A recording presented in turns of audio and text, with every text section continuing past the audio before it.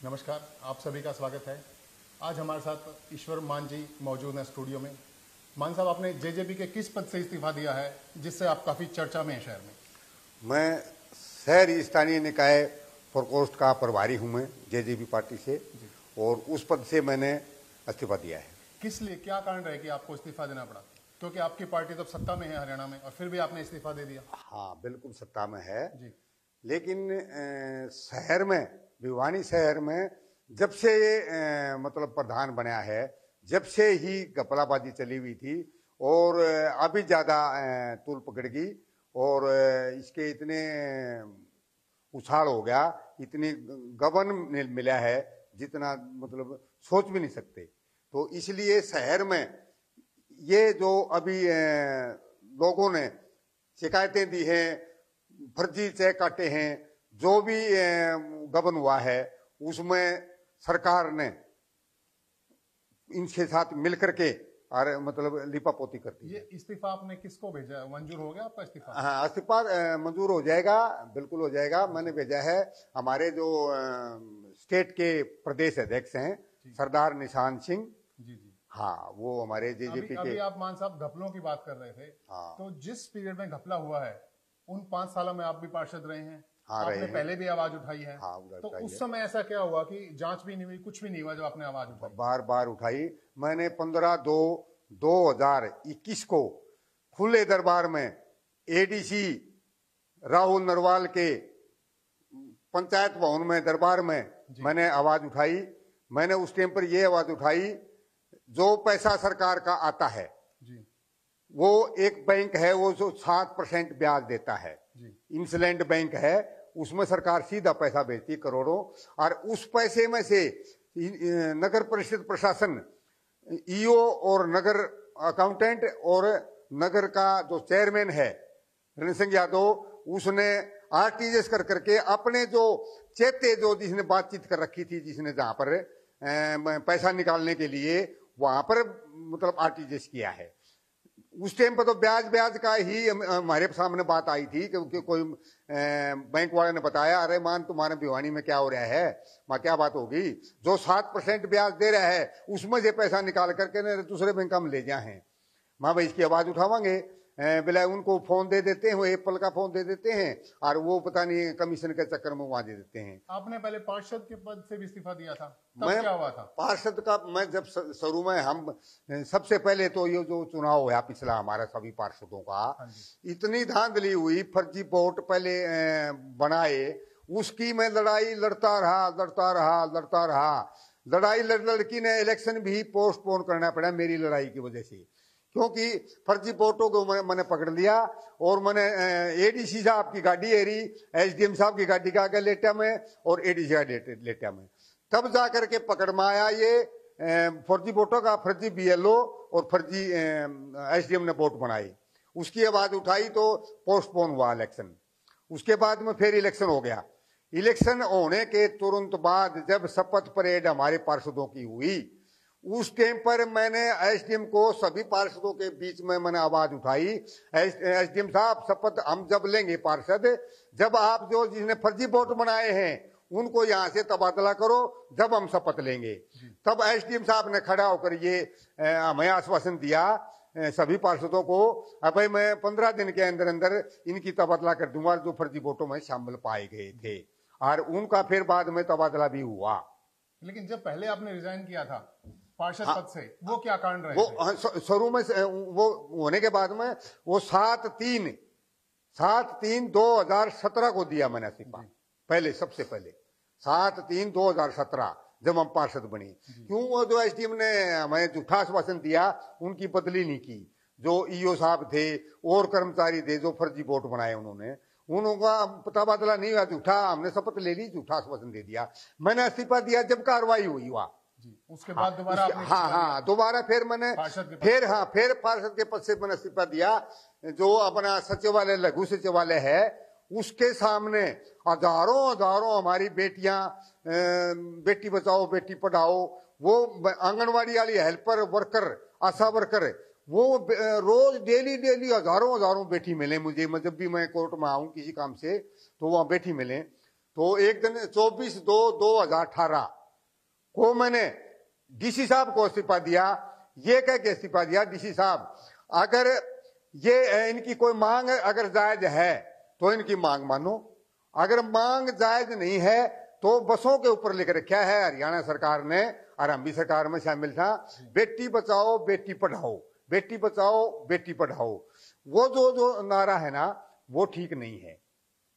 तो वो एसडीएम ने क्या अपना डीसी साहब ने 4 महीने के बाद में मेरे पास लेटर डाला, भाई हमने मांगे मान ली हैं, अपने सभी आशा वर्कर की वो आपने पुनर्विचार करो अपने इस्तीफे पर। मैंने डीसी साहब को यही कहा, अगर आपने मांगे मान ली हैं तो मैंने मेरा इस्तीफा वापस दे दो, मैंने क्या करना है। ये बात हुई। उसके बाद में फिर इस्तीफा दिया। हमारा कुछ घरेलू भाइयों का कुछ वो था, फिर आपने इस्तीफा दे दिया। हाँ, मैंने फिर एसपी थे अपने जो राजस्थान के थे एसपी, उससे पहले दूसरे एसपी थे तो संबरवाल साहब, उनको मैंने इस्तीफा दिया। उनको ये कह के इस्तीफा दिया, साहब आपका या तो एसपी साहब आपका के तो क्या बोलते हैं एसएचओ ने ज्ञान नहीं है, या आपका आईओ ने ज्ञान नहीं है, या फिर पैसा चलता है। मेरा इस्तीफा ले लो, अब मैं डीसी साहब को दिया और आपको इस्तीफा देता हूं। तो वो मुकदमा मेरा खारिज हुआ और मेरा इस्तीफा वापिस हुआ। ये जो घोटाला हुआ है नगर परिषद में, इसके बारे में क्या कहना चाहेंगे मान साहब? घोटाला तो ये मतलब ऐसा घोटाला तो हमारी उम्र में तो आप काफी बार पार्षद रह चुके हैं। हाँ, तो मैं लगातार पार्षद नगर परिषद में रहे हैं, आपके परिवार से लोग भी रहे हैं। हाँ, लेकिन ये ऐसा घोटाला क्या था? ये ऐसा तो कभी सोच भी नहीं सकता कोई, मतलब बाहर का आदमी भी नहीं सोच सकता। मतलब ऐसा भी हो सकता है। अभी मतलब सब मतलब हैरान है, चकित हैं। मतलब ऐसा कैसे, मतलब फर्जी खाते और फर्जी सौदे सारे। और हमने तो चेता भी दिया था भाई मतलब ये हो रहा है, लेकिन फिर भी कुछ नहीं हुआ। जब एडीसी के सामने, जब मैं आपको बताया था अभी, जब मैंने बता दिया भाई फर्जी खाता में ट्रांसफर कर रहे हैं और फिर पैसा निकाल रहे हैं, तो ये ऐसा क्यों हो रहा है? तो फिर क्या रिप्लाई किया एडीसी साहब ने? कुछ नहीं अप्लाई किया। वो एप्लीकेशन उसमें गई, अपना कमेटी में गई, और कमेटी के बाद में वहीं पर दब गई। उसके बाद भी आपने रोड पे बैठ के प्रोटेस्ट किया? रोड पे ये वो क्या था, वो जो अपना ये एक अमृत योजना है, अमृत योजना है। मैं तो अमृत नहीं, मैं तो जहर योजना बोलूंगा उसको। अमृत योजना का पाइप वो डालते हैं, सीव डालते हैं, ढक्कन है ना, ढक्कन पतासा होता है ना, पतासा की तरह है, पटक दही चटक दही हो जाता है, बार बार टूटे। रोज में लकड़ू यहाँ से नहीं, शहर में बाएं दाएं कमेटी में आवा जावा निकलते रहते हैं, तो टूटे मिलते हैं ढक्कन। ढक्कन टूटे भाई हमारा दिल टूट जाता है फिर, यार ढक्कन टूट रहा है देखो, या कोई बच्चा गिर गया तो कोई भी आदमी तो चलता। इतना बड़ा प्रोजेक्ट था अमृत योजना का, इससे कितना लाभ मिलेगा शहरवासियों को? मेरे हिसाब तो कुछ नहीं मिले। बारिश होती है सारा वो हो जाए है, सड़क पे पानी वापस। हाँ, बिल्कुल बिल्कुल। मैं तो इसके लिए, ढक्कन के लिए आज से नहीं, जेई मुंजाल था, अभी एसडीओ बनकर रिटायर हो गया। मैं तो ढक्कनों के फोटो उतारता रहा, उसको घर उसमें दफ्तर में जाके मैं तो उसको बताता रहा, भाई ये देखो ढक्कन है ना, ये ढक्कन कमजोर न लाओ। तो वो मुजान बोलता है 2000 रुपये माता है मान साहब, मतलब बढ़िया वाला। अरे हम ये तो कैसे लगाओ, 1200 लगाना पड़ता है हमने तो। भाई 1200 2000 तैयार बार टूट गया तो कब क्या हो गया? देखो मंगा रहे हो। बात 1200 और 2000 की हो रही है। योजना कितने करोड़ की अमृत योजना? अमृत योजना का तो अमृत योजना तो पहले करोड़ों रुपए की योजना, करोड़ों के बिरयानी रुपये करो तो दे हैं ये मेरा कोई मेरे समझ में कोई नहीं आंदा। ये मतलब खाने खाते ले आओ हैं रुपये मेरे को समझ में कोई नहीं आंदा। इतने रुपये तो हमने को देखे कौन जो इतने रुपये सारे ने खाए गए। तो जो करोड़ों रुपए अमृत योजना में लगा, तो इसका क्या रिजल्ट रहा शहर में? इसका हमने, मेरे हिसाब से तो कोई रिजल्ट नहीं। ढक्कन बार बार टूटे, हमने बैठना पड़ा, छतरी लेके बैठना पड़ता है। हाँ, छतरी लेके हमने बैठना पड़ता है। अब आपने रिजाइन किया है जेजेपी के पद से, अभी कार्यकर्ता तो उससे पहले तो एक और करते हैं, मैं कार्यकर्ता तो है। हाँ, मतलब हर 5 साल में वार्डबंदी करे हैं जी। वार्डबंदी 5 साल पहले वार्डबंदी हुई थी और फिर शुरू कर दी, और वार्डबंदी करके और फिर कोई कॉलोनी कोई मोहल्ला मतलब अपने आप में सक्षम है वार्ड का, ये वार्ड है, चाहे हालू मोहल्ला है, चाहे वही विद्यानगर है, चाहे कृष्णा कॉलोनी है, कोई भी कॉलोनी है। वार्डबंदी का पैरामीटर क्या है? वार्डबंदी कैसे वार्डबंदी करते हैं? पैरामीटर तो तला कर गए, कोई पैरामीटर को नहीं। तले तले 25 लाख रुपये उसको दे दिए वार्ड बंदी करने वाले को, और तले तले कर दिया, मतलब अपने किसी को पता नहीं चलने दिया। 25 लाख किस चीज के दे दिए? वार्ड बंदी जो लिख के लाया ना, ये ब्लॉक बना दिया, इसमें ये बरादरी है, ये सर्वे के नाम पर है, और पता ही नहीं चला। तब सर्वे चला, मैंने सर्वे में फिर मैंने एप्लीकेशन लगाई, और फिर एक वार्ड इनकी कम कर दिया SC क्लास का। मैंने चंडीगढ़ से आते ही मैंने इस्तीफा दिया। चंडीगढ़ में जब ड्रा निकाल रहे थे, एक पहले 6 होते थे, 5 निकाले। मैंने खड़ा होकर ये कहा वहां से अफसर को, मां साहब ये ऐसे क्यों किया, बोले इनकी जनसंख्या कम होगी SC की। मैंने ये दिखाओ कहाँ पलायन हुआ है, पलायन हुआ तो बताओ, या फिर कोरोना में अगर कोई ज्यादा मर गए हो तो बताओ। ये बरादरी तो कोरोना में भी बहुत कम मरती है। इनका क्यों ऐसा क्यों करो हो? तो भाई हम तो आते ही यार भाई हमें तो इस्तीफा दे दिया, भाई हम बर्दाश्त नहीं कर सकते। चलो, अब आपने JJP से पद से इस्तीफा दिया है, तो उसका क्या लाभ मिला, क्या रिप्लाई किया पार्टी ने कि कुछ होगा नहीं होगा, क्या रहेगा इसका? वो तो हमारी रिजल्ट आएगा, उसका फायदा होगा आपको? हमारे माननीय पार्टी के जो बैठे हैं हमारे, वो उनने सोचना है। नहीं, कोई आश्वासन दिया, कोई बात हुई आपकी? नहीं, मैंने तो मेरा लेटर भिजवा दिया है, और अखबारों में भी आ गया है, और एक जागरण अखबार ने गलत भी लिखा है।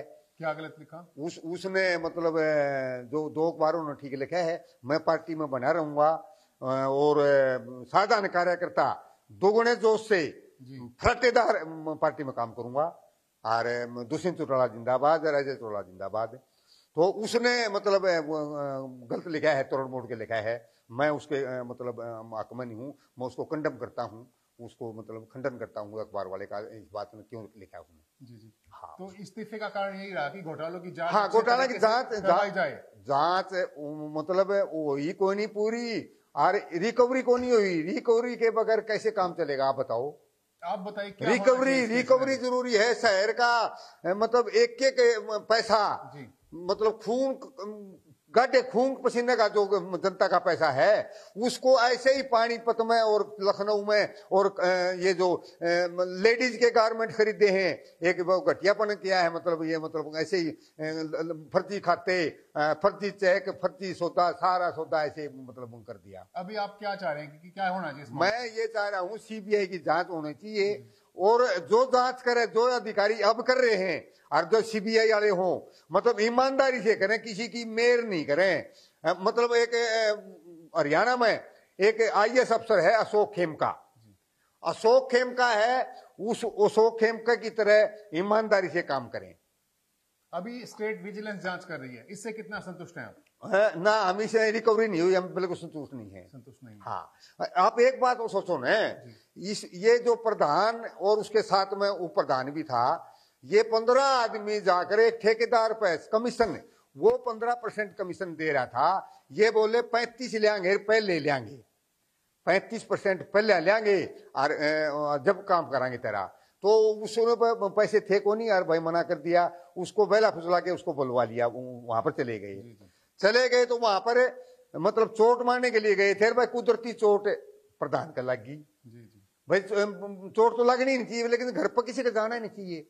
हाँ, झगड़े में किसी को भी लगता, किसी को तोल कर नहीं लगती चोट है, लेकिन कोई किसी का, बूढ़े बताते हैं किसी घर में कोई चट की जागा ने, उसको चोट लग गई, मार खाओगा। अच्छा, फिर सरकार का, प्रशासन का देखो फिर क्या हुआ। उसके तो खिलाफ मतलब जिसने चोट मारी ने, जो जिस ठेकेदार का घर गए, उसका तो 751 भी, उसका क्या सॉरी, उसका तो 302 और 307 लगाई, और जो मारने के लिए गए ने, उनमें तो किसी आदमी का भी 751 भी नहीं लगाई। देखो मतलब चोट तो मतलब उनको मान गए थे, अगर इनका सूत बैठते तो वो तो मर गए थे बेचारे। कुछ भी हो सकता, हाँ कुछ भी हो सकता था। तो ये मतलब प्रधान ने मतलब दादागिरी करी है। इसकी दादागिरी शुरू में ही मतलब अपने इसने दिखा दी थी, जब ये चेयरमैन बना। विद्यानगर में एक हमारी धर्मशाला है, 36 बिरादरी की, सब ने चंदा इकट्ठा करके हमने उसको बनाया था विद्यानगर में। उस धर्मशाला को इसने बुक किया, चेयरमैन बनने के बाद में बुक किया, भाई लाडू बांटेंगे। तो वहां का जो इंचार्ज था कप्तान धूप सिंह पंघाल साहब, उसने ये कहा भाई कितनी पर्ची रसीद होती है, भाई 11 से की किसी जो भी पर्ची होती है भाई वो कटवा ले, और भाई लड्डू बांट लिए, हमने कोई इतराज को नहीं। तो उसके सामने अकड़ गया, भाई मतलब मेरे से तुम पर्ची कटवाओगे, भाई तो वो कौन सा वो हो गया भाई, भामाशाह हो गया भाई, क्यों नहीं, पर्ची तो सभी की बराबर होती है, लाडू बांट दिए भाई तो पर्ची कटवा। तो ताला बंद कर दिया सबसे पहले, और फिर हमने पता चला तो हमने दरखास्त दी, और फिर उसी धर्मशाला में इकट्ठे हुए। उन्होंने, उसके बाप कबूल सिंह फौजी भाई ने, और इसने अपने माफी मांगी, भाई हमारी गलती हुई, हमने ऐसा नहीं किया, करना चाहिए था।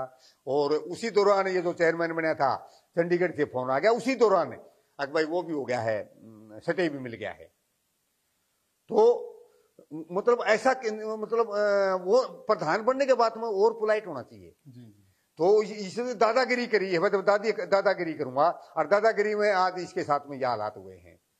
अच्छा, जो मतलब दाखिल हुआ, और भाई मतलब हमने भी ये अरदास करी थी भगवान से, बजरंग बली से, भाई बचना तो चाहिए।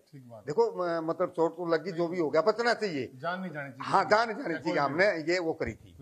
अच्छा, लोगों ने फिर वो वापिस आया जब, तो बच गया भगवान की दया है। तो घंटा घर पे कमेटी में इकट्ठे होके, संगठन भी पूरे इकट्ठे हो के, मतलब सरकार पर दबाव बनाओ भाई, मतलब उनको अंदर करो, उनको अंदर करो। वो इन्होंने ये नहीं सोचा भाई चोट मतलब उसको जाएगी मारा था, मतलब इस पर लगी, मतलब गलती तो इनकी भी है। मतलब इतने लोग इकट्ठे हुए, मतलब उनको, मतलब आज कोई नहीं आंदा उनमें, जो इकट्ठे होते ना भाई, ईंट से ईंट बजा देंगे, गिरफ्तार करो पर रामता ठेकेदार को, उनके छोरा को, और इब कोई नहीं कंधा, मतलब भाई उन पर पैसा कटवाओ, उनसे रिकवरी करवाओ, कोई नहीं बोलता। जब हमारे प्रधान जी वहां से छुट्टी लेकर आए, घर आए, वही फौज जो इब इसके साथ लग रही है, जिन्होंने मतलब इकट्ठा होकर पैसा कमाया है इनके साथ मिलकर के ने, रण सिंह यादव के साथ में एक पूरी मंडली थी। ये कौन सी मंडली है? पूरी मंडली थी, मंडली ने पूरा शहर जानता है, मेरे बताने की जरूरत नहीं है, पूरी मंडली थी। साहब आप नगर परिषद में इतने टाइम मैं बता तो लग रहा, आपको पता कुछ पार्षद थे, बाकी और बहुत थे, जो भी मंडली थी। हाँ, चाहे उसमें पार्षद है, नहीं है, कुछ पार्षद सारे नहीं, कुछ पार्षद, एक भी हो। हाँ, कुछ पार्षद और बाहर के मंडली जो मतलब अवैध में शामिल हैं। उन्होंने फिर क्या किया, वो जो आए उसके मकान पर आए, उन्होंने फूल बरसाए। देखो कितना महान काम करके आया है आदमी, फूल बरसावे। देखो मतलब उसको ये कहना देता आज बसालाबाद ना करिए रहा है, तो उसको ये समझाना चाहिए था उन लोगों ने, जो आदमी गए थे उसके घर पर, देखा भाई या शहर में बेइज्जती होगी और ऐसा नहीं होना चाहिए, तो उस पर मतलब फूल बरसावे। फूल कमाल कर दिया, उस पर तो जीरो बजरी बगानी चाहिए थी, जीरो बजरी करे सर मोटा बगाना चाहिए था, फूल बगावे। और वह आदमी बाग नहीं आंदे, शर्म आनी चाहिए, मतलब इतना पैसा। अरे मतलब प्रशासन सबकी मेनू के, हम कितने दिल्ली गुड़गांव में लेके 10 करोड़ पाएगे, उड़े इतने पाएगे, मतलब ठेकेदार का थ्रू जमीन खरीद गया कहीं जूई में, पता नहीं कहाँ समझ में नहीं आ रहा। एक ठेकेदार के थ्रू इसने 2.5 किलो सोना खरीदवाया रोहतक से, और खड़े करो बड़म्बा के बीच में 22 किले खरीदे, 22 किले। ये चेयरमैन की बात कर रहे हैं? हाँ, चेयरमैन के थ्रू, मतलब वो जब मिली मंडली है, मतलब 2.5 किलो सोना, कमाल कर दिया। 2.5 किलो सोना रोहतक से लिया कि ने, और इनके फिर गिफ्ट में देवे हैं, ले 11 लाख रुपये, और यू 11 तोले सोना गिफ्ट में, कमाल कर दिया। तो क्या होना चाहिए इससे? क्या होना चाहिए? दूध का दूध होना चाहिए, पैसा पाई इनको रिकवरी होनी चाहिए। कैसे रिकवरी कैसे हो? रिकवरी तो सरकार करे, सरकार का लंबे चौड़े हाथ से सरकार करे, क्योंकि आप संतुष्ट नहीं है विजिलेंस ना। बिल्कुल हम संतुष्ट नहीं है, और शहर भी संतुष्ट नहीं है, आप पता कर लो। बिल्कुल, शहर वासियों का अपना मत है, जो होगा मत। आपका मत क्या है? मेरा मत यूज है, मतलब सीबीआई की जांच होनी चाहिए, और इनकी पाई वाह होनी चाहिए, और पाई खरीद के उनकी वापस ले आकर के ने, और भाई इनको शहर में घुमा दे, आज पास से जलबाद को नहीं करा। जेजेपी पे कुछ दबाव बनेगा आपके रिजाइन करने से, क्या लगता है? मतलब जेजेपी और बीजेपी दोनों पे पड़ेगा। जेजेपी पे क्यों, बीजेपी भी है जी। नहीं, आप तो पदाधिकारी जेजेपी के हैं। हाँ, मैं जेजेपी का पदाधिकारी हूँ। हाँ, जेजेपी का मैं पदाधिकारी। आपने पद छोड़ा है, जेजेपी का छोड़ा है, जेजेपी के छोड़ा है। क्या फर्क पड़ेगा उस पे? वो तो फर्क तो उन्होंने सोचना है, सरकार ने सोचना है, और हमारे जो आका है हमारे, वो जो आदेश देंगे। लेकिन पार्टी नहीं छोड़ी है, मैंने ये पद छोड़ा है। बिल्कुल, ये थे ईश्वर मान जी, हाँ। जिन्होंने जेजेपी में रहते हुए जेजेपी की सपोर्ट करेंगे, लेकिन पद से रिजाइन किया है, इससे आहत होकर कि नगर परिषद में जो घोटाला हुआ है उसकी प्रॉपर जांच नहीं हो रही, और ये डिमांड करते हैं कि सीबीआई से जांच हो। धन्यवाद आप सबका, बने रहिए हमारे साथ। नमस्कार।